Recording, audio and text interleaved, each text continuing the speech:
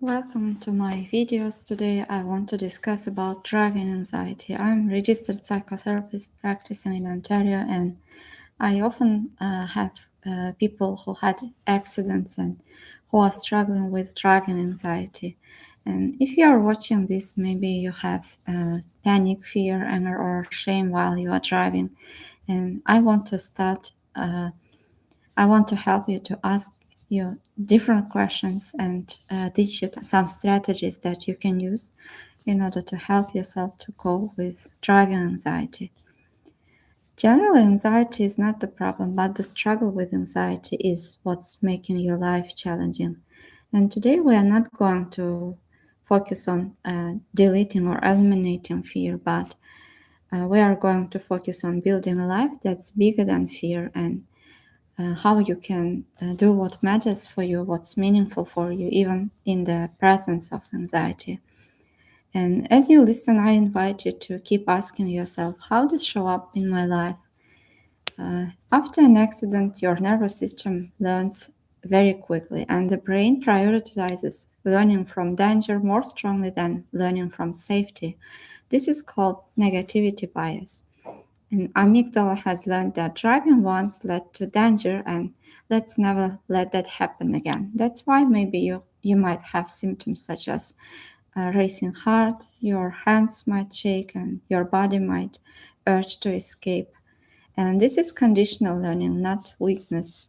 And we don't erase learning, we update it, and we can learn again to drive again, even if anxiety still will be there.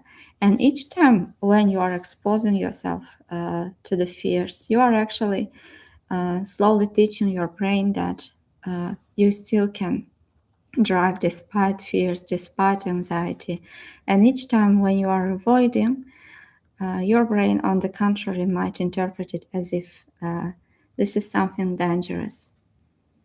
And you might have some thoughts such as, what if I crash? What if I lose control? What if other people would hit me? And you might want to escape, to avoid, to get out of the car. You might stop driving, shorten trips, or avoid driving entirely. And this would bring you short-term relief, but in long term, this will make your behavioral repertoire narrowing, and you might start to avoid doing things that you used to enjoy, and this might cause challenges in your life. What do you do when panic shows up? How would you like to respond? Have your attempts to control anxiety worked in long term?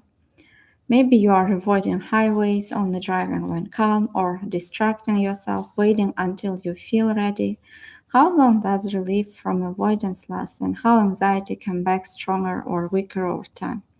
If control worked, would you still be struggling? So, at times, if we want to completely delete anxiety, or if we want to control it or to push it away, you would notice that it will come back with a stronger power. Therefore, instead of trying to eliminate anxiety, to delete anxiety, simply noticing it that it's there and continuing to drive, focusing on the road and exposing yourself towards fears and anxiety can help you to find better ways of dealing.